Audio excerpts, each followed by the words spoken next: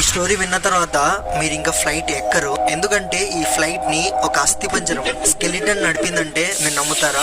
ఇది నిజం. సెప్టెంబర్ 1954 లో జర్మనీ నుంచి ఆ శాండియాగో ఫ్లైట్ ఎగిరిన 4-5 అవర్స్ తర్వాత ఒక సముద్రం పైన వచ్చి సడన్ గా మాయమైపోయింది.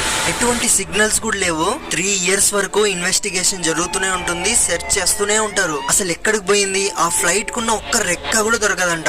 కరెక్ట్ గా 12th October 1989 బ్రాజిల్ లో సడన్ గా ఎక్కడి నుంచో ర్యాండమ్ గా ఒక ఫ్లైట్ వస్తున్నట్టుగా కనబడుతుంది. ఫ్లైట్ ని ఎమర్జెన్సీ ల్యాండింగ్ చేపిస్తారు. అందరూ షాక్ అయ్యే విషయం ఏంటంటే ఆ ఫ్లైట్ పైన శాండియాగో అని రాసి ఉంటుంది. ఫ్లైట్ నంబర్ చూసి కన్ఫర్మ్ చేస్తారు. 35 ఏళ్ల ముందు ఎగిరిన ఫ్లైట్ ఈ రోజు ల్యాండ్ అయిందంట. ఫ్లైట్ ల్యాండ్ అయిన తర్వాత అందరూ క్యూరియాసిటీతో లోపలికి వెళ్ళి చూస్తే ఫ్లైట్ లోపల 92 ప్యాసింజర్లు ప్రతి ఒక్కరు స్కెలిటన్ లా మారిపోయారంట.